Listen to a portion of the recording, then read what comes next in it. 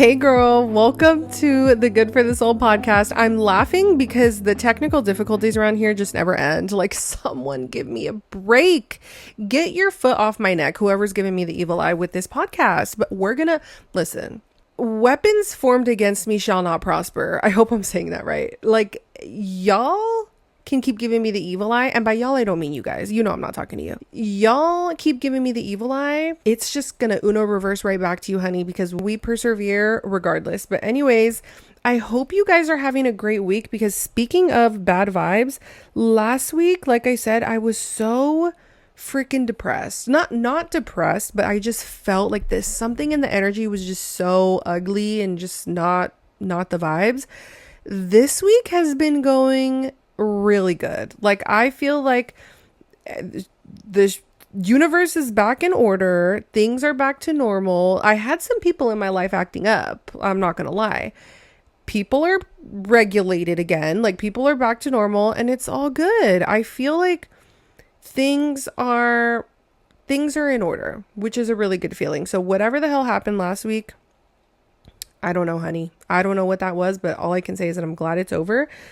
But you know who isn't in order? Me trying to transition.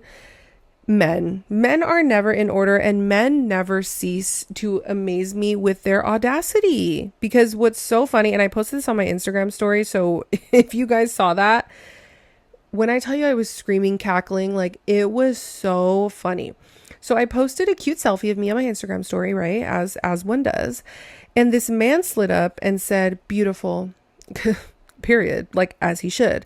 So I hearted it and I said, "Thank you so much." Well, he responded, this is the gag, okay? He responded and he says, "Okay." Okay. And then he responded again and he said, "Where you live at?" Girl, not he said, "Where you live at." What do you mean what? I'm confused. So you know what happened? He got blocked immediately blocked, because one thing I'm not playing about in 2024, number one, is my safety. Because if you're giving me weird vibes, you're going to get blocked immediately. But number two, what are you saying to me? Like, I don't understand. Like, and it wasn't even like he was trying to be funny. Like, he was being dead ass. So he has been removed from the chat. Like, he's fully exiled from the community unless he decides to go make another fake account. But let him slide up to my thing again and say, "Where you live at?"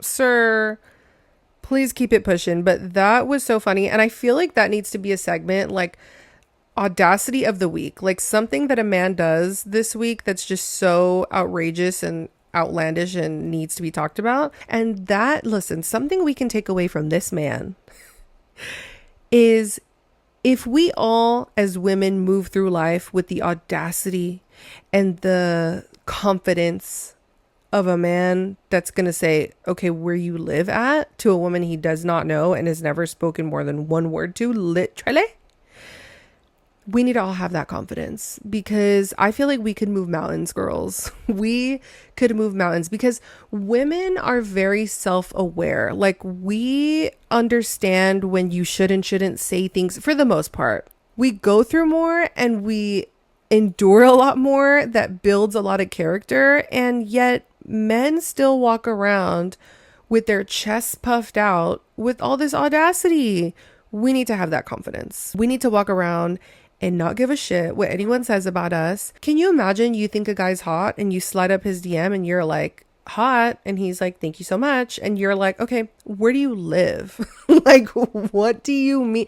Who says that? And I'm constantly, even, you know, right now I'm kind of like entering I've been in my single era or whatever, but it's like, the way that men just say things is so funny to me. Like, you can't say that. I'll give you another example too of a man just saying things for no reason that cracked me up. This morning, I ran into a man and he goes, "Oh, the sunburn on your cheeks looks so cute. Like, you've been in the sun, huh? Like, you've been out in the sun." Huh? And he's not the first person to say that. Not say that I look cute, obviously, but not the first person to be like, "Oh, are you sunburned, like, on your face?" Girl, it's my rosacea. Like, please get out of my face. telling me that my sunburn looks cute, not knowing that it's my rosacea. Girl, this is not going away. If anything, it might flare up. It might flare up. But yeah, girl, I hope you're having a great week. I'm drinking this Alani Nar. I wonder if it's an Australian brand, because that would be so funny if it's Alani Nar. But I'm drinking this Alani Nu energy drink. It's cherry slush, which does taste pretty good, but I do prefer a Celsius. And I don't know what is in Celsius, but they are like crack. Okay, I love a Celsius. I do like the Alani Nus too, though. I love a lot of Alani Nu stuff. Like, I love their protein bars. What's funny is I slid into Alani Nar's DMs and I told them, like, I love your products, like, blah, blah, blah. If you would ever want to send me anything, I wouldn't be opposed. Girl, tell me why they shut it down so fast. They were like, thanks for your message. Like, it's a no for me, dog. Alani, Miss Senora Alani. Send me some stuff. Like, don't be stingy with your stuff, because I will rep it the house down, because I absolutely love them. Even if I'm not sponsored, girl, I'm just trying to get some free energy drinks, because these motherfuckers are not cheap. Health and wellness stuff in general is not cheap, which is so funny, because people act like healthy foods and just healthy eating and stuff is accessible. Why? I have never spent more money in my life, like on groceries and stuff, than when I'm eating healthy, which honestly for like the past year I've been trying to eat healthy, but it's like energy drinks or vitamins or salads, like all of that, so expensive. Like, what are you saying? Whereas you can get, like, especially at Trader Joe's, they have so much junk food, honestly, which is like, you got to be careful, because Trader Joe's also, like, my conspiracy theory is people have, like, the culture around Trader Joe's has just made us think that if they're selling it at Trader Joe's, then it's healthy. Girl, no, it's put the pizza rolls down. Just because they're organic, I don't know what, they're pizza rolls, honey. It's the same thing. Like, they're the same as Tostinos or whatever. Like, it's not healthy just because it's at Trader Joe's, and I fall into that trap all the time. But anyways, girl, I'm really excited to get into friendships. Now, I have had a lot of friendships and a lot of drama and a lot of things that have happened, and I'm sure we all have, because part of being a person that has like a strong personality and you're outspoken and you're loud, it is good in the sense that I feel like I can form a close relationship with someone really quickly. But usually it's other people who have the same strong, loud personality. Like, I don't know what it is, but we just gravitate towards each other. And it can be very difficult, honey, because two strong personalities is either a recipe for a disaster, or it's a recipe for a friendship that's like sisters, like ride or die forever type thing. And I think a lot of the friendships that I've had, thankfully, have gone down the route of it being like a close sisterly friendship.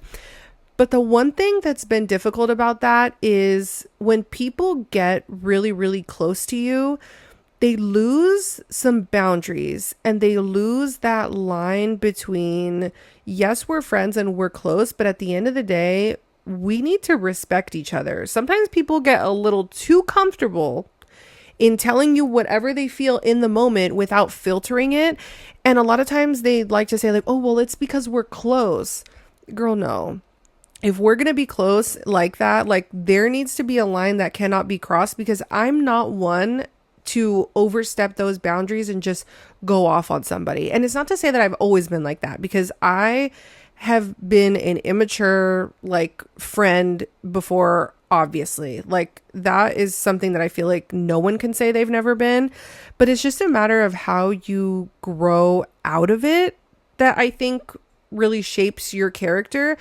Because in my opinion, you can't be 30, 40 years old still acting up. Like, we're grown already. If you're like in your early 20s and you're having these tiffs with your friends and it's like, well, we're sisters, and you have these like big explosive arguments, I do think in a sense that that's normal for your age range. But once you get to a certain point where you've been friends for so long and you set boundaries and you're getting older and you recognize, we're not in college anymore. Like, we're not just out partying all the time. Like, we have bills. Like, we don't live with our parents. We got to pay bills and we got to make a living. And, that people have kids. Like, there's responsibilities that I feel like kind of shape you into recognizing these people are not people that are just here to make me happy and that are just here to uplift me and they're a part of my life. These are actual people that have their own lives going on, and you have to be understanding, and you can't put all these expectations on people and when they don't meet them, get mad at them. I'm a big believer, whether it's relationships or friendships, that you have to take people for how they are. You can't expect them to meet these expectations that you have, because you're never going to be satisfied. A lot of the reasons people get mad at each other in relationships or in friendships is because they have expectations that are up here. And sometimes people in different phases of their life can meet those, and sometimes they can't. People's lives are very unique and diverse, and they fluctuate. People go through ups and downs the same way you go through ups and downs. So I don't really think it's sustainable to enforce these rules on people. I think if you're going to be friends with somebody, you have to take them as they are and decide on your end if that's something that you want to deal with. So those are decisions that I feel like I've made recently, like growing into being an adult and being very selective with who I'm close friends with and who I'm just casual friends with, because there are people that I've been very, very close to that I'm no longer that close with, and there's no drama. I think that's also part of maturing. Maturing is realizing, you know, those Instagram memes, maturing is realizing that just because you're not besties with someone anymore doesn't mean that there's beef. And just because you don't want to be so close to someone as maybe you once were, it doesn't mean that there's any animosity there, that there's any beef there, that there's any problems. I think it just means that sometimes people grow out of each other. The same way you grow out of a relationship, I think this is the same concept for friendships. Sometimes you wish someone well and you want to see them succeed, but just from a distance. You don't want to be held to those expectations of being so close to them and having to be there for them all the time. And I think that is healthy, and it's kind of part of growing up. Because I don't know if it's just me, but the older that I get, the less bandwidth I have to sustain all of these multiple friendships. If I'm going to be really close friends with you, I feel like I want to give you my all and I want to be there for you. And that takes a lot of time and it takes a lot of effort. So I really don't think, at least for myself, that I can have multiple friendships and be the best friend that I can be to all of them. So I try to create certain boundaries with people that I love and I respect and I want to see them succeed, but I don't want to be held to the standard of being like a friend that's going to be there for you 24/7. And truly, I think that it's better to be a friend who sets realistic expectations and make sure people know where you're at and where you stand, rather than trying to upkeep all of these friendships and just not being able to meet expectations on each one and then feeling like you fall short with everybody. And I also think same can be said with family if you have a lot of them. Like for me, my mom's side of the family, girl, there's a shit ton of them. Like I have so many cousins, I have so many, like they have so many kids, like there's so many people that it's a blessing, because I know that I'll always have family to reach out to, especially because we're all like in the same age range. But it's also difficult because there's a lot of them and there's a lot of expectation that I think for a while I tried to stretch myself so thin so that I could be there and do everything. Because there is a guilt where you feel like, okay, if I'm not showing up for them, I feel like shit. But then it's also, you have to give yourself grace, because maybe before, when I had a job that I didn't really care about and I lived closer, there wasn't really that much to it to just be able to go and hang out. Whereas now there's a lot going on. They have their own schedules. Like everybody has things going on as adults, especially with people who have kids. And I think that on both sides, there has to be an understanding that, you know, I love you and you know I care about you, and I might not see you all the time, and I'm always going to be cheering for you, and I'm always going to be here if you need anybody. But on the flip side of all of that, then you have some friends that I think I and a lot of people like on the internet, we call them high maintenance friends. And a high maintenance friend is someone that needs you to show up the way they want you to show up. And if you don't meet those expectations, it's a problem. And I have had one friend in particular that I feel like there's always been an issue. Either I don't call enough, or I don't text enough, or I didn't do this right, or I didn't do that right. And there's all these expectations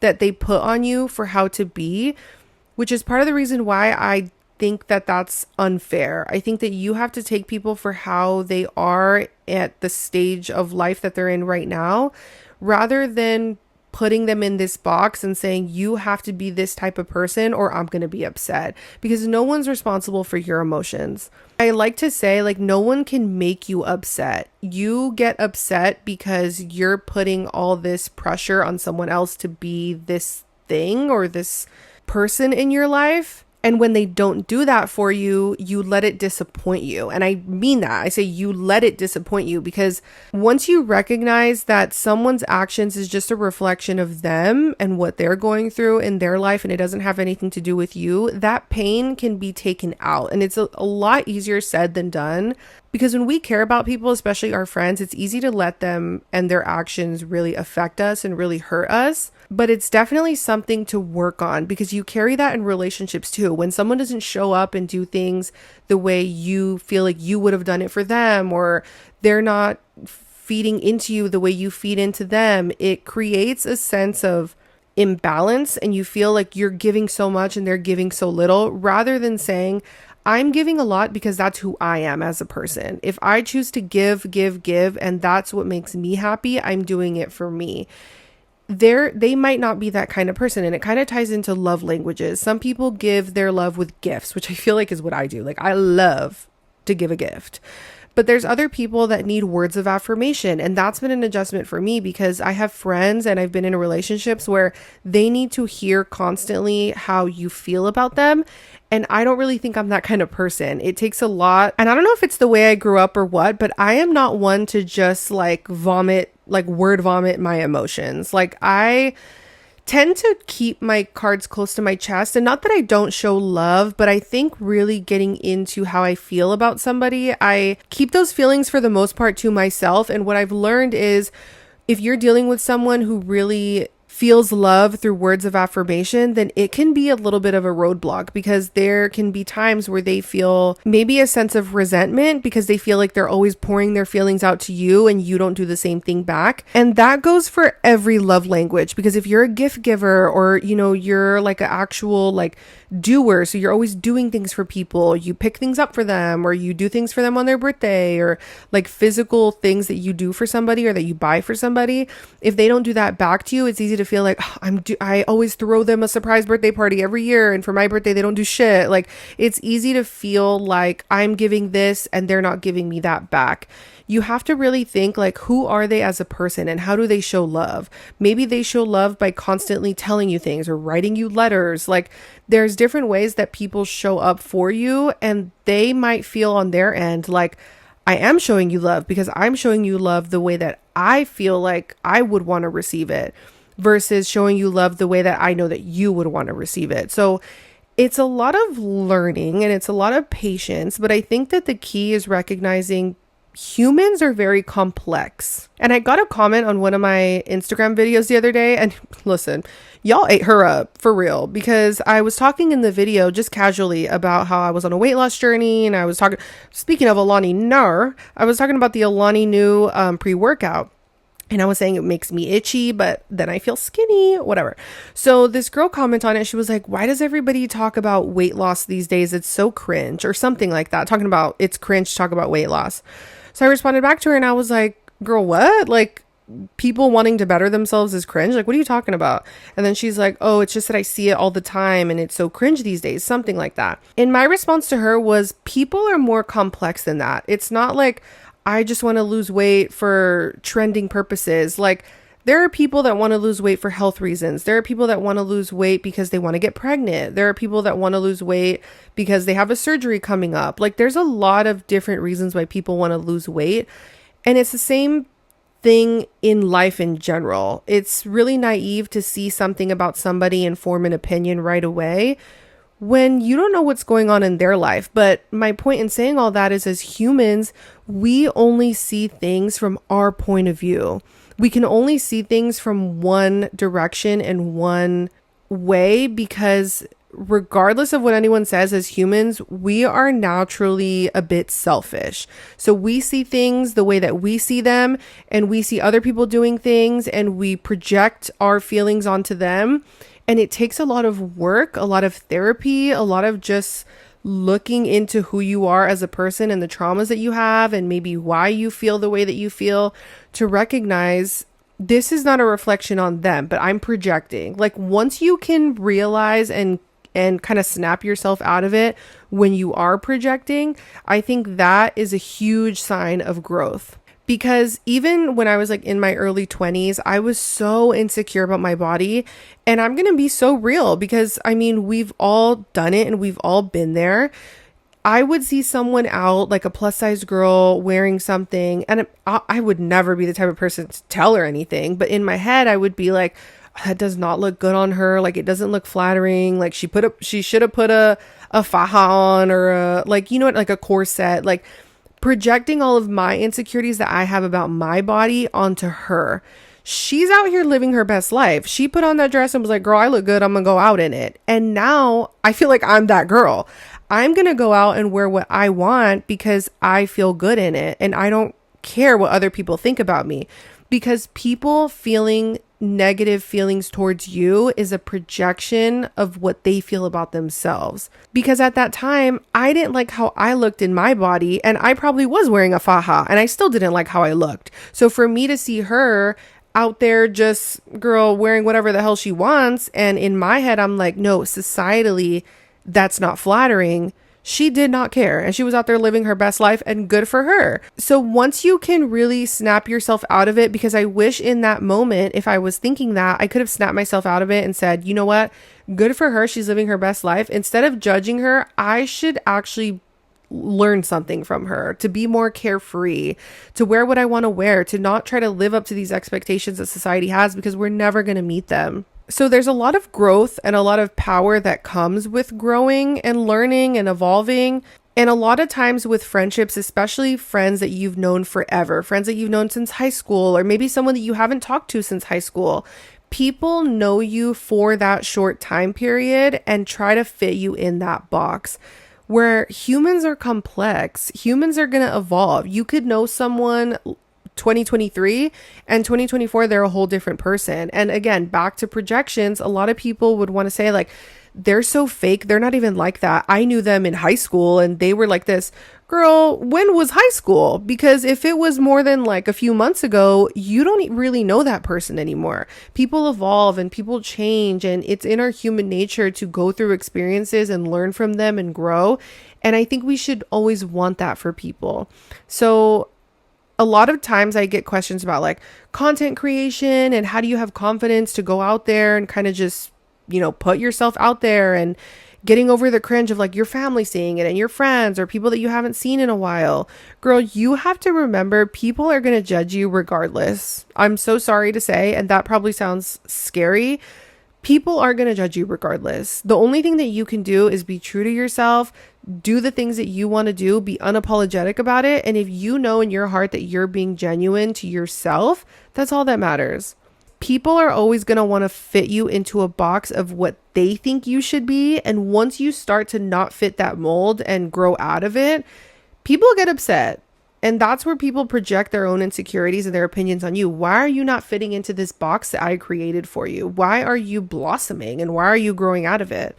And rather than being afraid of criticism, I think you should recognize that people criticizing you is a sign of growth, because you're not fitting into the box that they want you in.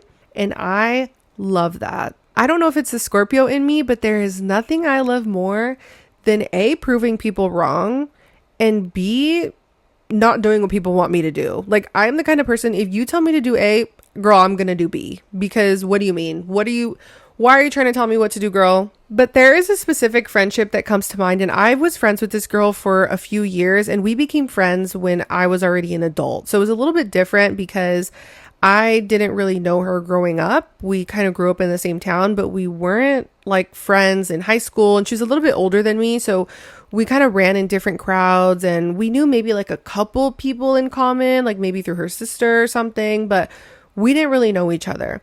So by the time I knew this girl, I think I was like 21, 22. I can't even remember.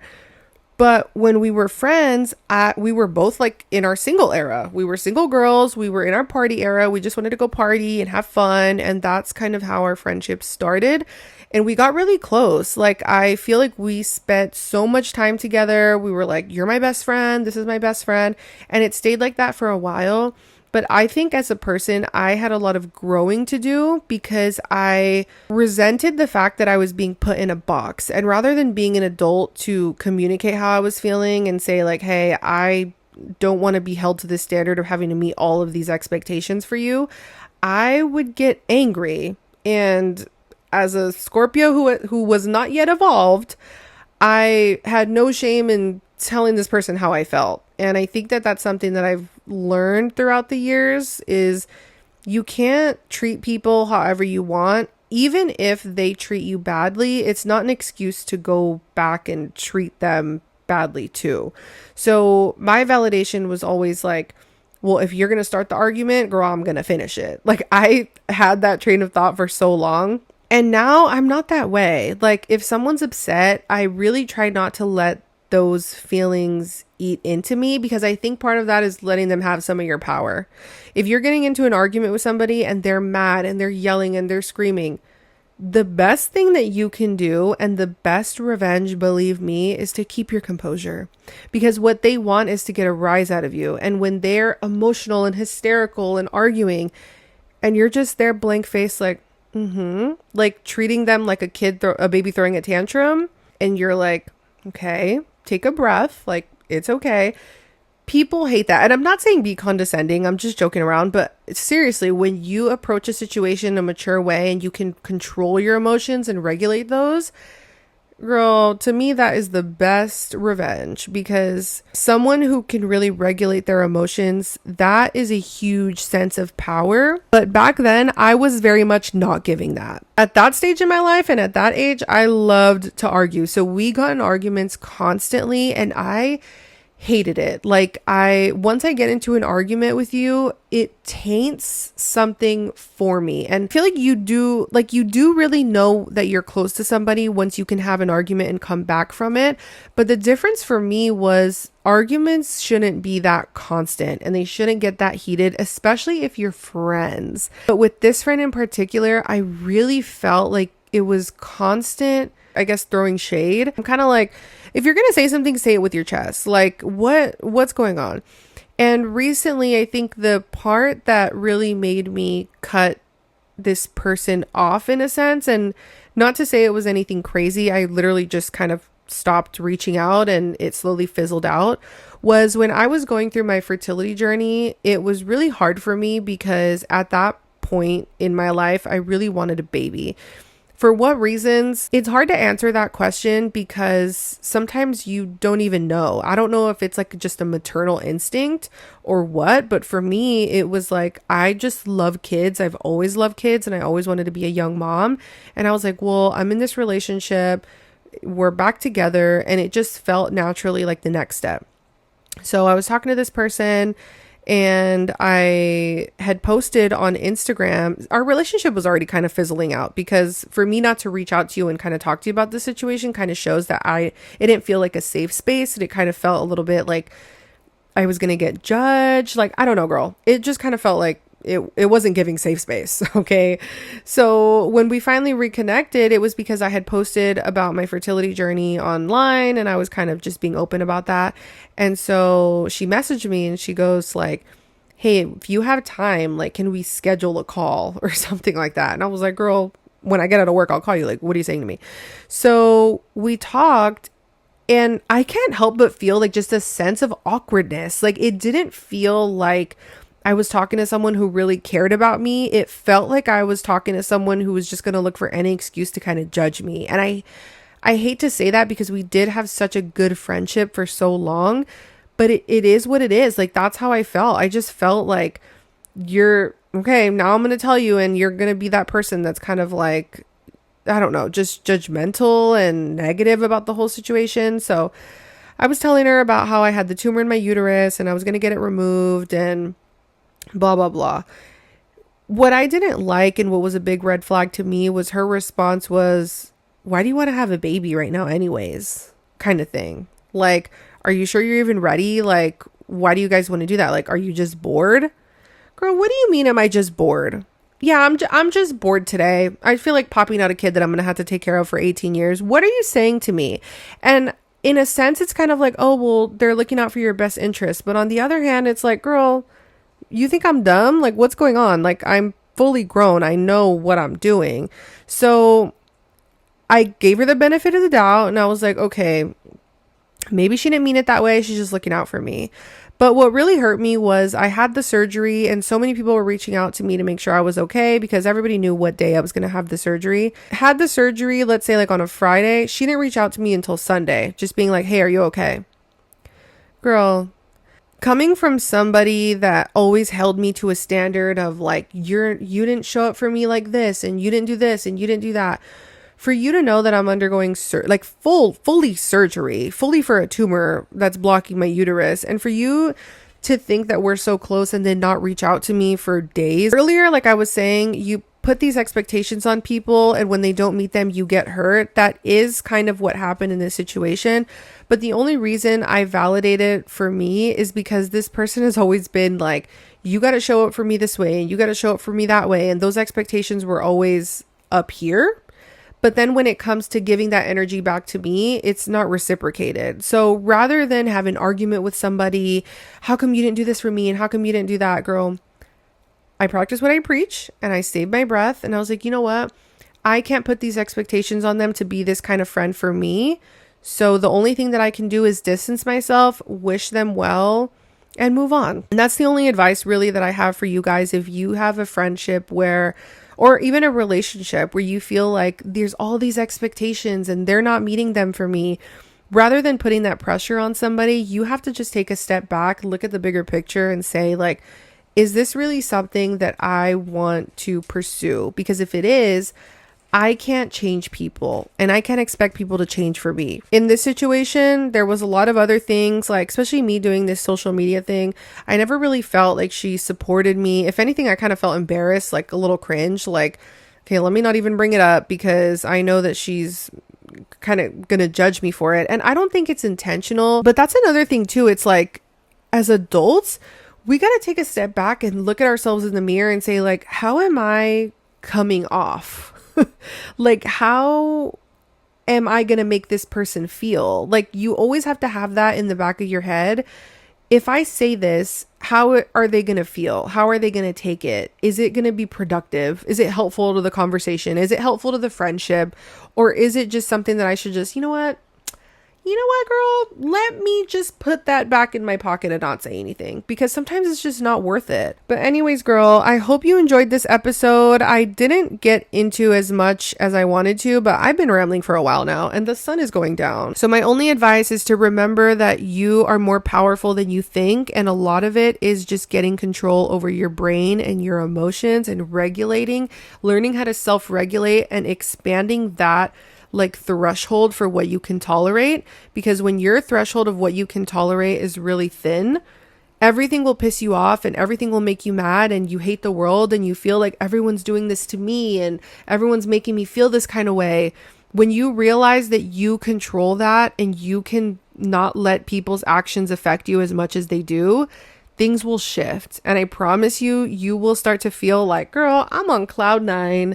Y'all can do anything to me and it's not going to affect me. You know what? You're lost. Like, it really does start to shape the way that you view life and the way that you view friendships and relationships when you take that privilege away from people and don't let them control your emotions, because you control your emotions. You are in the driver's seat, and honestly, we're a lot stronger than we think. It just takes a lot of mental work to get there. But anyways, girls, sun is going down, so I will see you guys in the next episode. Don't forget to give this video a big thumbs up if you're watching on YouTube. Give the podcast a 5-star review, Apple Podcasts, Spotify. Definitely go follow the podcast on Instagram if you haven't already. Show some love over there. But I love you guys, and I will see you in the next episode. Bye, girl.